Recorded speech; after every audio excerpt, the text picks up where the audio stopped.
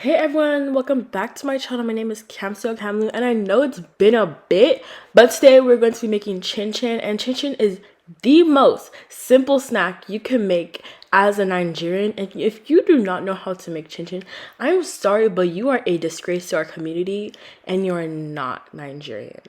So right now I'm just mixing all the dry ingredients together, and it's really not as it's not a complex recipe. The recipe will be in the description, and I'm making two recipes in this video, but in the description it'll only be for one recipe, which you can always double or triple depending on how much you're making. Now, if you put cinnamon in your chin chin, you are a menace, because ain't no way you're putting cinnamon in your chin chin. Go buy yourself some nutmeg. You are already ruining your chin chin if you put cinnamon in there. Like, ow, jump scare. That chin chin is not gonna taste good if you put cinnamon. So right now I'm mixing everything together, because like you gotta mix all the dry ingredients. You don't want nutmeg in one side of the dough. Like, that would just be bad for you.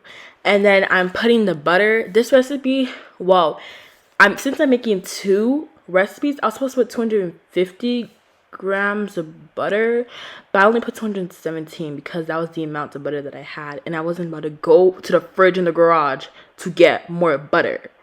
So yeah, also you don't have to use a scale, but this recipe, like, it uses like grams and kilograms, and if you want to mess up your chin chin dough, honey, go ahead and not use a scale. But from me, I'm gonna use a scale.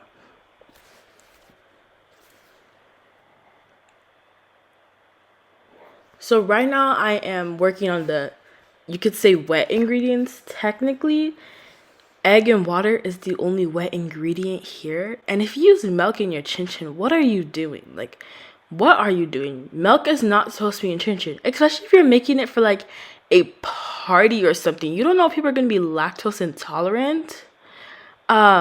Using water for your chin chin is perfectly good. So now when you're doing this, you're supposed to mix the butter inside the chin chin until it looks like breadcrumbs, until the dough looks like breadcrumbs. But I just mix until I can't see no more butter, really. And as you can see, I use the powdered milk container to put water, because usually I would just use a cup of water, and that is never enough, and then I'll have to go back to the sink, and ain't nobody want to do all that extra work. So I just thought, let me just recycle this. Like, I know I'm smart, I have big brains. So as you can see, I'm slowly pouring the water inside. You don't want to pour all the water inside. And if the dough is too wet, you can always add more flour. And if you want to get dough off your hands, use flour and just like rub your hands together. That's a trick that my grandma taught me. So right now I'm kneading the dough on the counter. And this helped me so much, guys. Like, you do not understand. Like, you can see I was getting into that dough. Like, I cut the dough in 4 parts, so it's easier for me to knead everything together, make it nice and soft and round. And then I'm gonna put this in the fridge to let it set, and I use saran wrap paper to do that. You don't have to let it set for this recipe, but like, I'm doing it because I'm not about to cut some chin chin. I had to go shopping that day. So yeah, I'm just gonna let this sit, and this sat overnight before I was able to cut and fry the chin chin. Now I'm putting it in the fridge, and we're just gonna leave that there.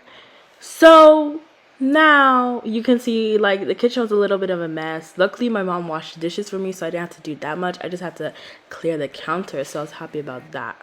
So it's the next day, guys, and I'm just prepping the dough, like cutting it up so I can roll out this chin chin and get into the cutting. You see how I was getting in on this chin chin, rolling it out, making sure it was flat and not thick, because you don't want no thick chin chin, because then when you fry it and it gets all puffy, you're not going to get the crunchiness.